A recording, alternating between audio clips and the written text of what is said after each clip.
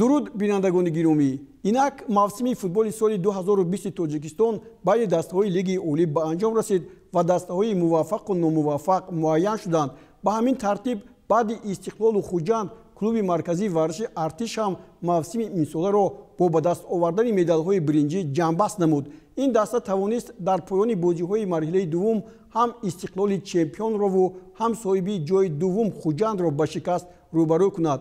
ин маънои онро дорад ки агар чемпионат ҳоло боз чанд даври дигар давом мекард, клуби марказии варзиши Артиш метавонист унвони чемпиониро ба даст орад, яъне пурзуртар аз Истиқлолу Хуҷанд аст.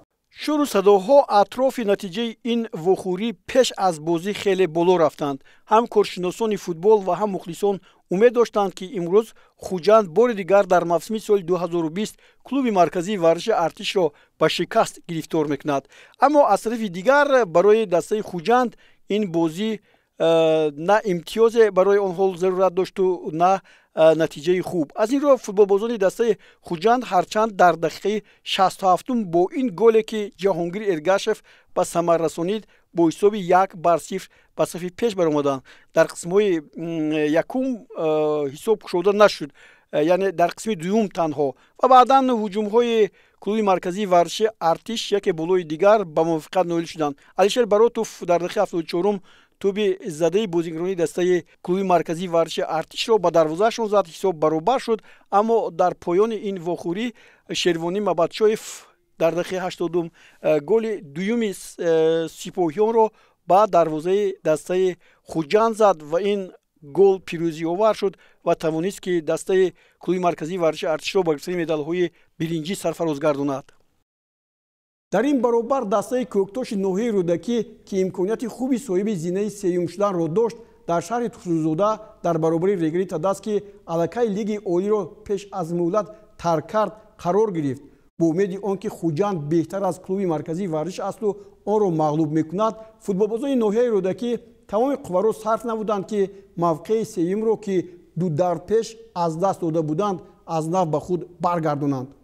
албатта баргардондани он натиҷаҳое ки мебоист ба нафъи Кӯктош анҷом ёфтанд хеле душвор буд. Охири мавсим аст ва дастаҳои Регри Тадаст ва Кӯктош як бозии зебоеро ки пур аз гол буд нишон доданд ва футболбозони дастаи Кӯктош ҳарчи кӯшиш мекарданд ки барвақттар ба кушодани ҳисоб муваффақ шаванд, аммо ин тавр нашуд ва соҳибони майдон дар як ҳуҷуми хеле сарии худ ба муваффақият ноил шуданд. Инҷо як хатогӣ буд. Нозим Бобоҷоновро дарвозабони дастаи Кӯктош Қурбоналӣ Бобоев зада аз пой афтонид, вале ин аз рӯи қоида буд ва доварон дуруст рафтор карданд ки дар инҷо зарбаи пеналти таъин накарданд. Аммо ин зарбаи стандартие ки Нозим Бобоҷонов иҷро кард бо як расиши кӯтоҳи Акбари Шелдории Ораш дар дақиқаи 17 бубахшед ба дарвозаи дастаи Кӯктош ворид шуд ва ҳисоб кушода шуд. Сипас навбат ба футболбозони дастаи Кӯктош расид ва Мбеке Диодони дар ин вохӯрӣ қаҳрамон шуд.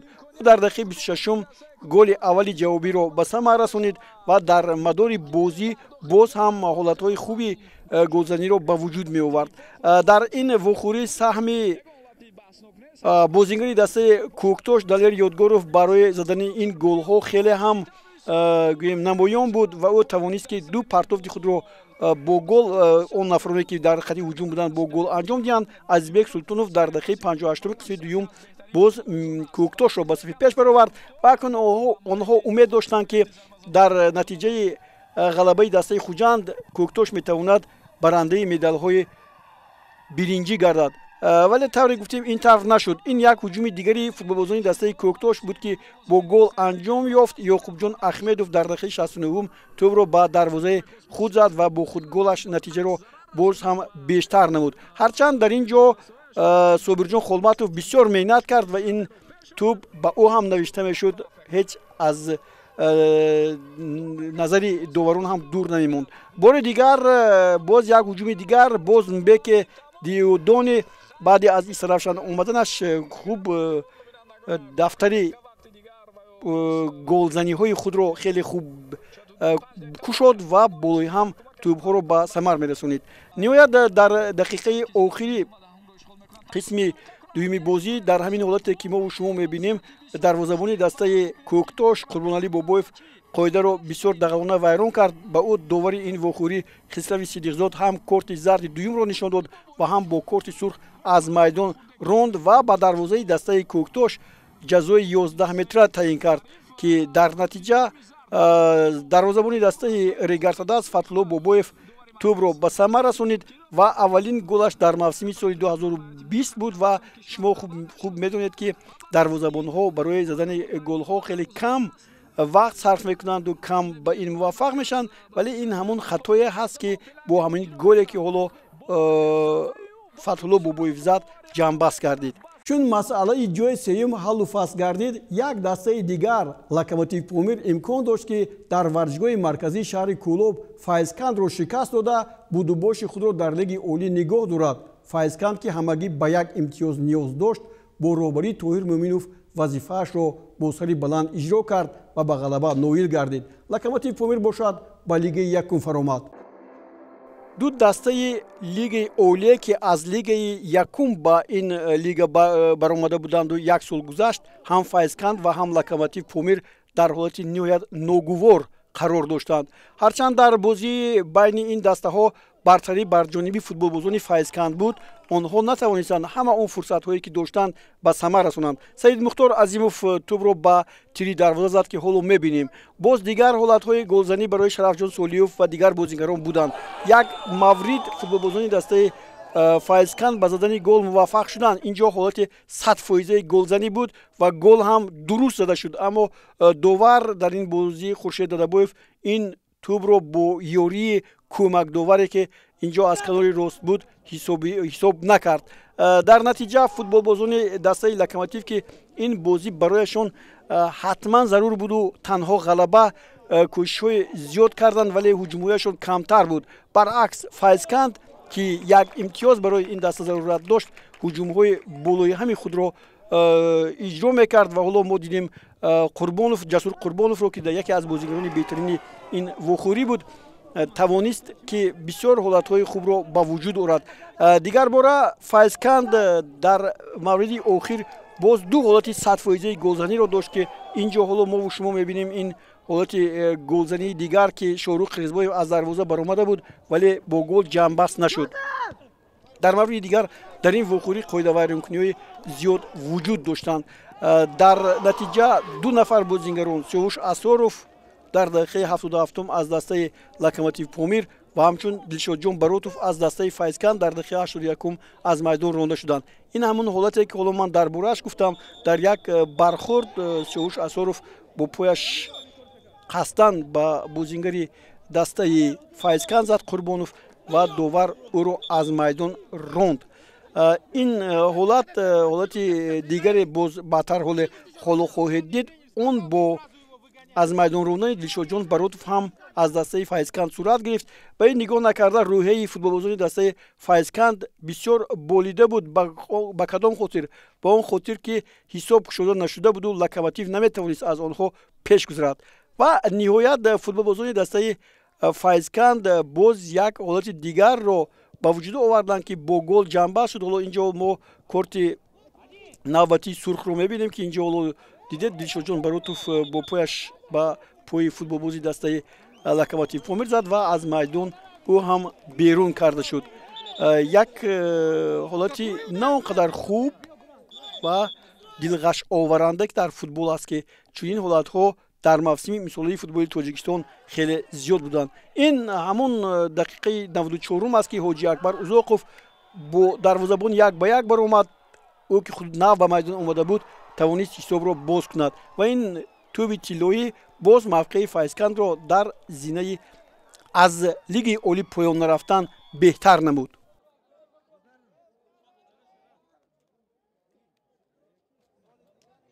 дар ин давр чемпиони имсолаи Тоҷикистон Истиқлол дар шаҳри Ваҳдат бар душанбе 83 бо натиҷаи 2-1 пирӯз гардид. Тӯбҳоро дар ин вохӯрӣ Агли Ҷонс ва ду маротиба Манучер Ҷалилов ба самар расониданд. дар вохӯрии дигари даври охирин Истаравшан дар майдонаш бо хатлон қувва озмуд ва бозӣ бо натиҷаи баробарии 1-1 хотима ёфт. Илҳом Баротов голи 18-уми худро дар ин рақобат аз зарбаи ҷазои 11 метра ба дарвоза равон намуду голи Тони Бекатал тавозуни баробариро бар ҷой гузошт. Илҳом Баротов аз дуввумин бозигароне аст ки аз дастаи Истаравшан беҳтарин нишонзан дар Тоҷикистон мегардад. ӯ ба дарвозаи ҳарифон тавре гуфтем 18 тӯб задааст. аз ин пештар Зокир Бердиқулов соли 1995 бо 42 тӯб ҷоизаи беҳтарин нишонзанро ба худ ихтисос дода буд. ҳоло ба ҷадвали ниҳоии мавсими соли 2020 дар Тоҷикистон таваҷҷӯҳ кунед.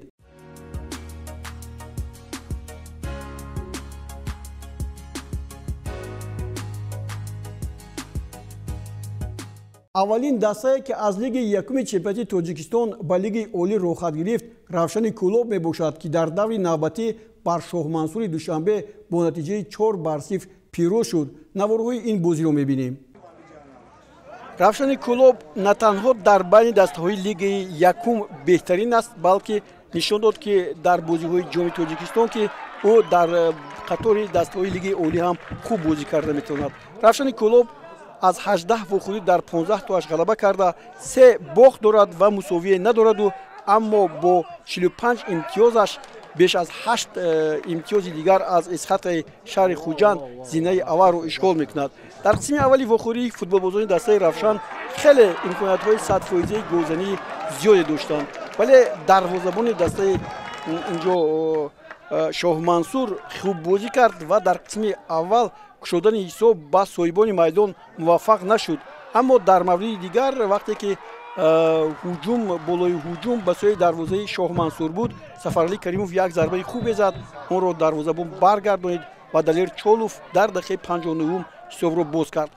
зарбаи стандартӣ аз ҷониби Зокир Абдулхайров тарзе иҷро карда шуд, ки бисёр ҳам сазовори таҳсину офарин аст ва ин голи навбатии Зокир Абдулхайров дар чемпионати мамлакат байни дастаҳои лиги якум аст.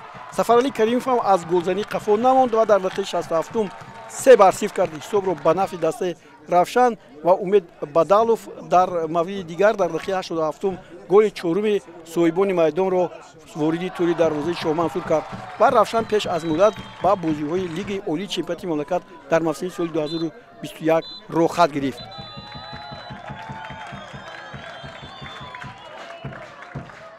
тавре дар барномаи гузашта иттилоъ додем, дар кишвари ба мо дӯсту ҳамсоя Афғонистон мавсими нӯҳуми лигаи бартари ин кишвар шурӯъ гардид ва пайваста дар майдони Федератсияи футбол дастаҳо бо ҳам рақобат мекунанд. ҳоло бо хабарнигори варзишии ин кишвар Фирӯз Машъуф дар тамос ҳастем.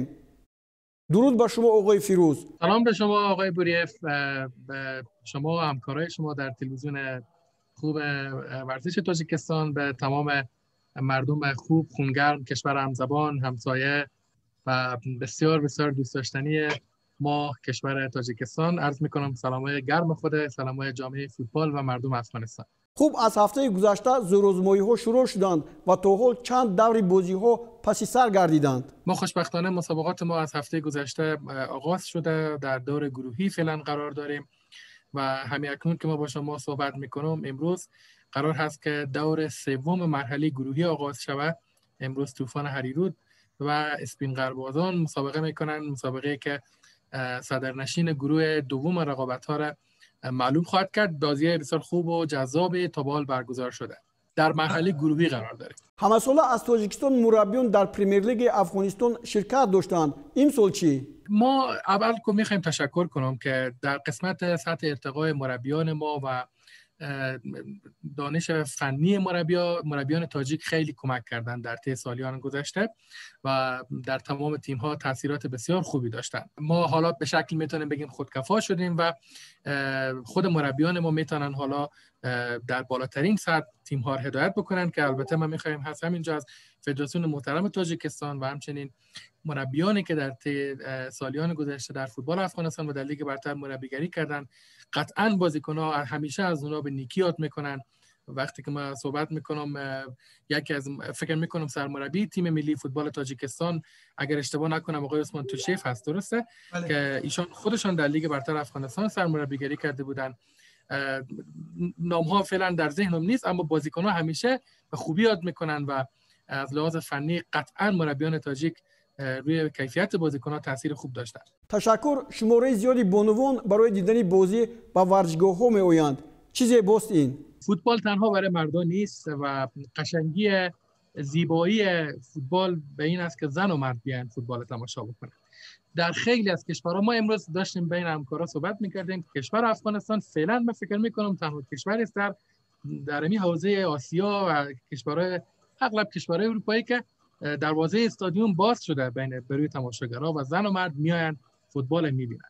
قشنگی و زیبایی همین است که دروازه استادیوم ما باز هست، بروی همه زن و مرد کنار هم فوتبال تماشا میکنن و بسیار جالب است که دیدگاه جامعه جهانی و رسانه‌های دنیا هم به این مسئله بسیار جالب بوده برشان و یک افتخار است برای ما و این ما ادامه خواهیم داد. به عنوان ما حق دارن و حق مسلمشان است که بیان در استادیوم حضور پیدا بکنن، فوتبال ببینن، تیم‌های مورد علاقه خود تشویق بکنن. بدون شک فوتبال برای مردان تنها نیست. ما از فردا لیگ برتر بانوان افغانستان هم شروع خواهد شد که یک گام بسیار مثبتی است که دوباره برمی‌داریم و انشالله برای رشد فوتبال بانوان هم قدم‌های بهتر و بیشتری در طی سالان آینده برداریم. کدام تیم خوب بازی میکند و احتمال قهرمان شدن را دارد؟ ما همساله تیم‌های خوبی داریم. اگر به صورت قاطعانه بخوایم بگیم قهرمان در این دوره‌های گذشته تیم‌های شاهین آسمایی و طوفان هریرود هستند که معمولاً جزء فاینالیست‌های لیگ برتر افغانستان هستند یا حداقل حضورشان در جمع 4 تیم بسیار میتونه تقریبا قطعی باشه. اما در این فصل سیمرغ البرز هم من فکر میکنم یکی از تیم‌های خیلی خوب ماست و از لحاظ کیفی بسیار خوب نشان داده و توانسته در بازی اول 5 گل عقابان اندکش زد و دیروز هم مساوی کرد. من فکر میکنم سیمرغ هم شانس قهرمانی کنار کابل و هرات داره و از اون طرف هم تیم اسپین قربازان هم امسال با خریدهای خوبی که کرده بازیکناش همگی میگن ما مدعی عنوان قهرمانی هستیم. این که حالا شما در برنامه فوتبال آسیا روی لیگ برتر فوتبال افغانستان میپردازید، این هم برای ما جای خوشی است که لیگ برتر فوتبال افغانستان در کشور همسایه ما دنبال شود، رصد شود و مردم خوب تاجیکستان بدانند که در فوتبال افغانستان چی میگذره. برای ما بسیار جای افتخار هست و قطعا شبکه تاجیکستان مطمئن باشین شبکه ورزشش بین مردم و فوتبالیستان و فوتبالیستان افغانستان جای خود داره و همیشه دنبال میکنن و ما خسته نباشید میگیم به تمام همکارایشون. تشکر برای صحبتتون. برنامه فوتبال آسیا من بعد نیز بازی‌های پرمیر لیگ افغانستان رو پیگیری میکند.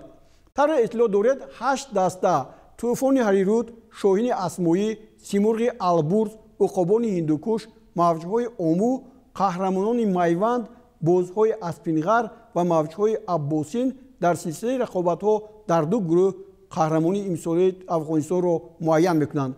بار اول مربیان تاجیکستانی طور شنیدید در این مسابقه شرکت ندارند. حالا بعد 2 دور در گروه‌ها دسته‌ها به طور ذیل موقع گرفتند.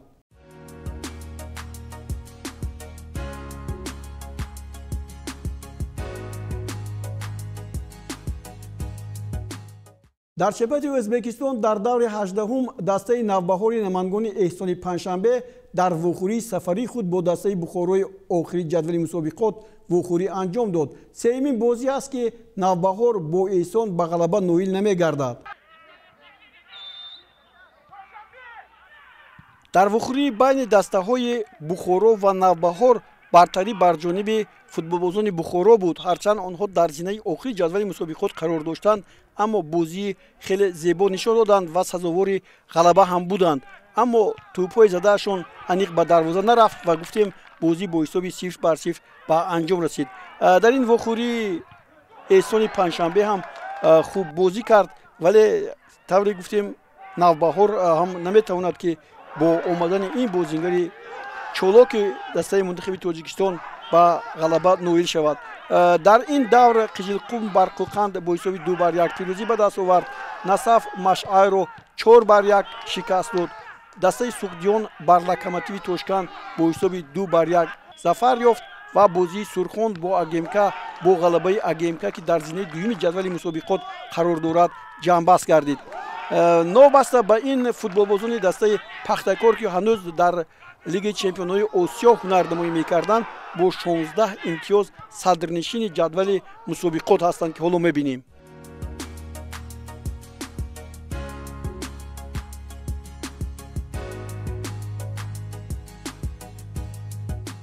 дар чемпионати қирғизистон пеш аз муҳлат чемпион муайян гардид. Дурдуи Бишкек дар сафар алгаи зинаи дуюмро дар майдонаш ба як маъно торумор кард. ба дидани лаҳзаҳои ин вохӯрӣ меравем. Дастаи Дурдой дар чемпионати Қирғизистон маротибаи 12 унвони ғолибиятро ба даст овард ва дар вохӯрӣ бо дастаи алга ҳам бартарии футболбозии дастаи Дурдой хеле зиёд буд.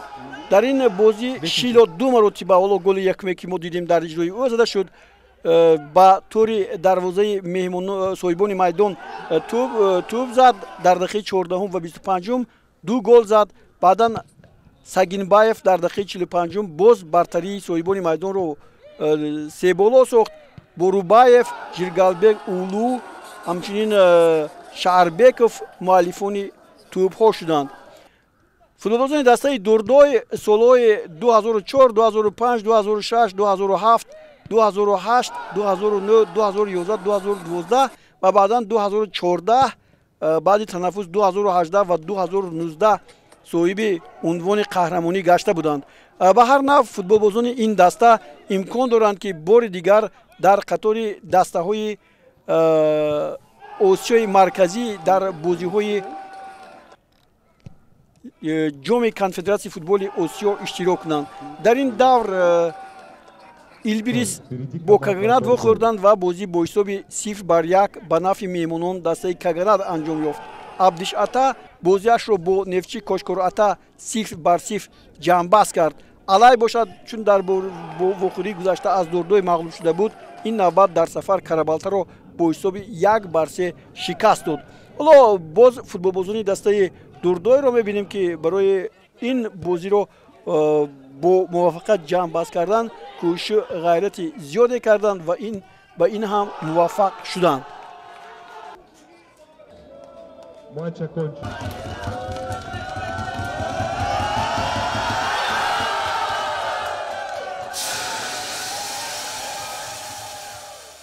даври охирии мусобиқаи футболи Қирғизистон имрӯз 6 октябр сурат мегирад. Дурдой бо Карабалта, Каганат бо Абдишата, Алай бо Илбирс, Нефчи Кошкарата бо Алга қува меозмӯянд. ҷадвали мусобиқа то ин давр чунин аст.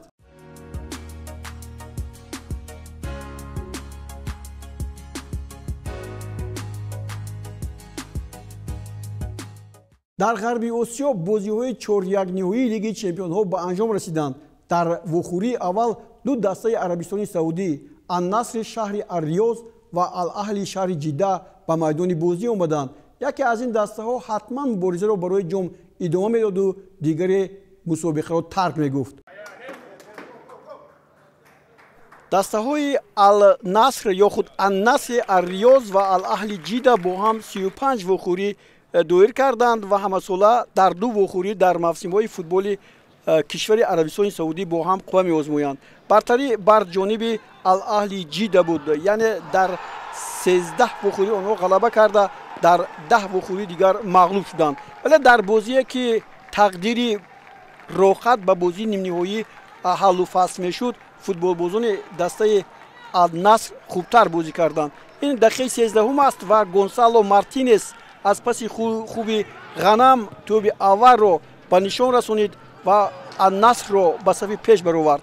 қисми аввали вохӯрӣ бо ҳамин натиҷа анҷом ёфт. дар вохӯрии имрӯза бозингари дастаи Ан-Наср Ғанам бисёр хуб бозӣ кард ва ду партофти головари ӯ натиҷа дод. ин ҳоло буд зарбаи Абдулфаттоҳ Асирӣ ва ҳоло Ғанамро бубинед ки чӣ гуна ин партофтҳои хубро ба анҷом мерасонад. дар натиҷа ин тӯби дуюм буд ва футболбозони дастаи Ан-Наср дар ин вохӯрӣ бар Аҳли Ҷидда ғалаба карда бо ҳисоби 2-0 ба бозиҳои нимниҳоӣ рохат гирифтанд ва дар ҷуфти дуюм дигар дастае ки бо ин даста вомехӯрд дар бозии дигар шумо наворҳаашро хоҳед дид. ҳарчанд футболбозони дастаи Ан-Наср боз як имконияти 100%ро ҳамин гуна барбод доданд. дар ҷуфти дуввуми бозиҳои 4-1 дастаҳои Пахтакори шаҳри Тошканд ва Персеполиси Эрон ба масофи ҳам рафтанд. агар Пахтакор ба бозии навбатӣ рохат мегирифт, таърихи худро рангӣ менамуд, аммо футболбозони Эрон ба Пахтакор бозии хуби худро пешниҳод карданд. дастаҳои Персиполис ва Пахтакор дар радифи ин бозиҳо вохӯриҳои кам доир карданд. ҳамагӣ се бозӣ аст ки яке бо ғалабаи футболбозони дастаи Персиполис ва дигаре бо ғалабаи Пахтакор ҷамъбаст шуда буд. аммо инҷо як ғалаба метавонист ки яке аз дастаҳоро ба бозии нимниҳоӣ рохат диҳад, то ки дар он ҷо барои ба финал баромадан роҳи худро ҳамвор кунанд ва бо дастаи Ан-Насри Арабистони Саудӣ қувва озмоянд. ҳарчанд кӯшишҳои зиёде буданд, вале футболбозони Персиполис бартарӣ доштанд ва ин боз як чиз дигарро гуфтам мумкин аст ки Машарипов аз дастаи Пахтакор дар дақиқаи 13 бо корти сурх аз майдон ронда шуд. ин имкон дод ки футболбозони эронии Персиполис дар дақиқаи 49 ҳисобро боз кунанд. Алкасир ин як бозингаре ҳасти тақрибан дар ҳама бозиҳо гол мезанад. аз паси худи Неъматӣ туби аввалро ворди тӯри дарвозаи дастаи Пахтакор кард. Элдорбек Суюнов дарвозабони дастаи Пахтакор ин ҳолатро надид. дар дақиқаи 66 бори дигар дубли худро Алкасир дар ҳамин бозӣ ба нишон расонид ва паси хуби оғоӣ ки ҳоло мебинем ба ин сабабгор шуд. дар натиҷа Персиполис ба бозии нимниҳоӣ рохат гирифт ва бо Ан-Наср қувва месанҷад ки мо ва шумо дар сужаи навбатии мо тамошо хоҳем кард. ду даста Персиполиси Эрон ва Ан-Насри Арабистони Саудӣ дар вохӯрии нимниҳоии ғарби Осиё барои рохат ба бозии ниҳоии Лиги Чемпионҳо бо ҳам муборизаи пуршиддат бурданд. ба ҳар ду даста муяссар нашуд ки дар давоми вақти асосӣ ва иловагӣ роҳи бозии ниҳоиро ба худ ҳамвор кунанд. дар натиҷа силсилаи зарбаҳои пеналти якеро пирӯз гардонид. мутаваҷҷеҳ бошед. вохӯрии байни дастаҳои Арабистони Саудӣ ва ҳамчунин Эрон дар радифи бозиҳои осиёӣ хеле ҳам гуфтан мумкин аст ки душвор мегузарад, ба хотири он ки дар ин бозиҳо футболбозони ҳар ду даста аз нигоҳи сиёсат бозиҳои худро дар хонаашон барпо намекарданд ва дар ин вохӯрие ки мо шумо ҳоло мебинем ҳар ду даста имконияти баробар доштанд.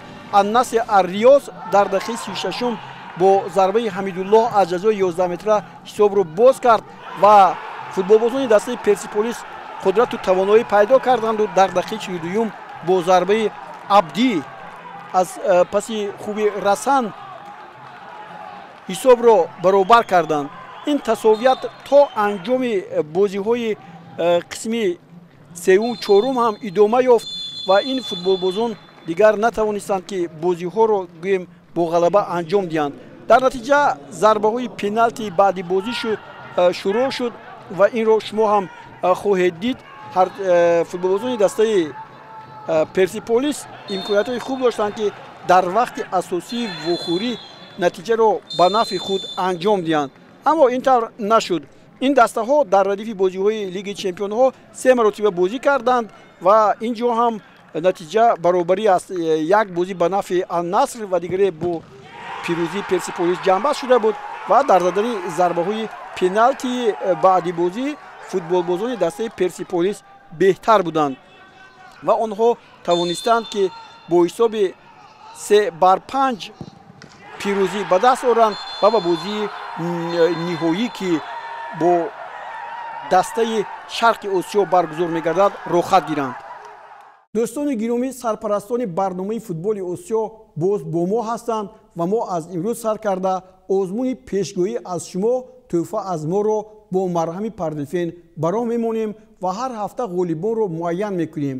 шумораи аз ҳама дурусти натиҷаҳо ба назар гирифта мешаванд. аз сабаби он ки дастаҳои мунтахаб бозиҳои дӯстона ва расмии худро ин ҳафта анҷом медиҳанд, мо ба он таваҷҷӯҳ кардем. натиҷаи бозиҳои зериро пешгӯӣ кунед.